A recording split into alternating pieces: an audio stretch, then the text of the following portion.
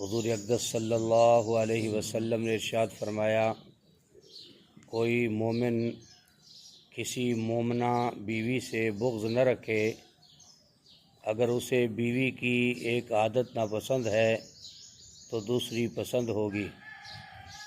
حضور اقدس صلی اللہ علیہ وسلم نے ارشاد فرمایا، کوئی مومن کسی مومنہ بیوی سے بغض نہ رکھے اگر اسے بیوی کی ایک عادت ناپسند ہے تو دوسری پسند ہوگی۔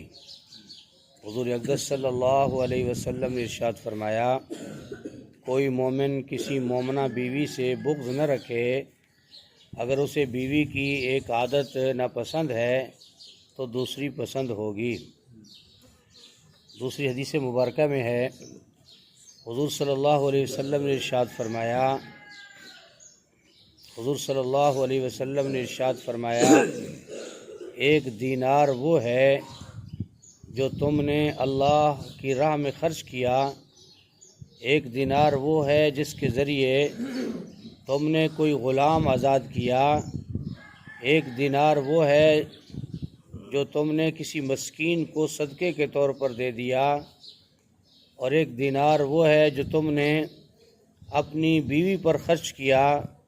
ان میں سب سے زیادہ ثواب اس دینار پر ملے گا جو تم نے اپنی بیوی پر خرچ کیا۔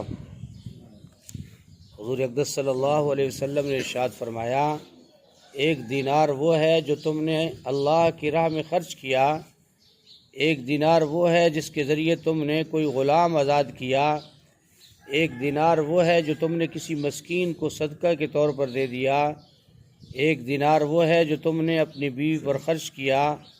ان میں سے سب سے زیادہ ثواب اس دینار پر ملے گا جو تم نے اپنی بیوی پر خرچ کیا ہے۔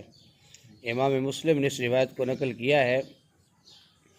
حضور صلی اللہ علیہ وسلم نے ارشاد فرمایا، ایک دینار وہ ہے جو تم نے اللہ کی راہ میں خرچ کیا، ایک دینار وہ ہے جس کے ذریعے تم نے کوئی غلام آزاد کیا، ایک دینار وہ ہے جو تم نے کسی مسکین کو صدقے کے طور پر دیا، اور ایک دینار وہ ہے جو تم نے اپنے بیوی پر خرچ کیا۔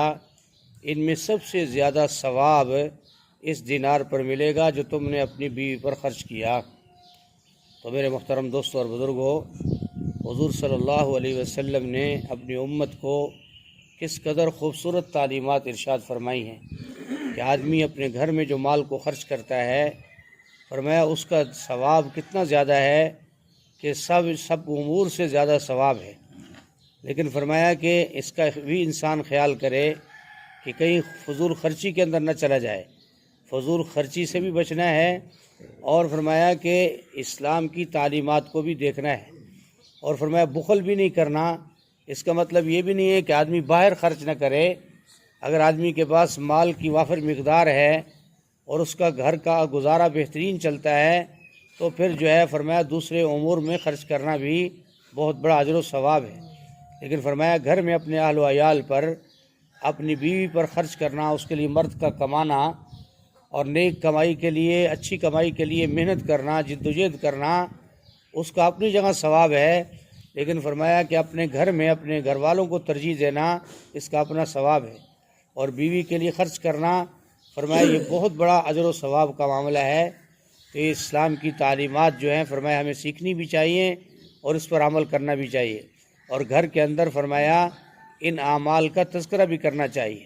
آج ہم نے اپنے گھروں میں دین کی بات کرنا چھوڑ دی ہے، اور ہمیں اس سے شرم آتی ہے کہ ہم کسی کو اپنے گھر میں کہیں کہ اللہ کے نبی صلی اللہ علیہ وسلم کی سنت یہ ہے۔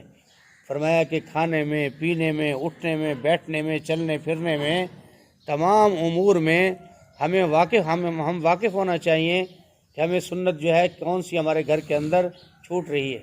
فرمایا جب مسلمان ان چیزوں کے اندر عمل کرتا تھا تو اللہ جل شانہ ان گھروں پر خیر و برکت نازل فرماتے تھے۔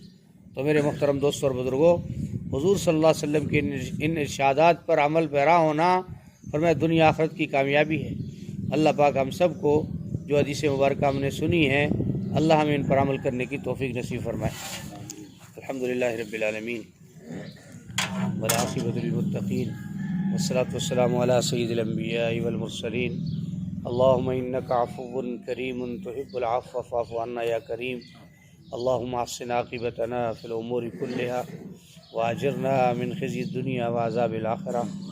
اللهم اكفنا بما شئت. اللهم إنا نجعلك في نورهم ونعوذ بك من شرورهم. اللهم إني أسألك الهدى والتقى والعفاف والغنى. لا إله إلا أنت سبحانك إني كنت من الظالمين. وأفوض أمري إلى الله إن الله بصير بالعباد. اللهم أنت السلام ومنك السلام. تباركت ربنا وتعاليت يا ذا الجلال والإكرام. ربنا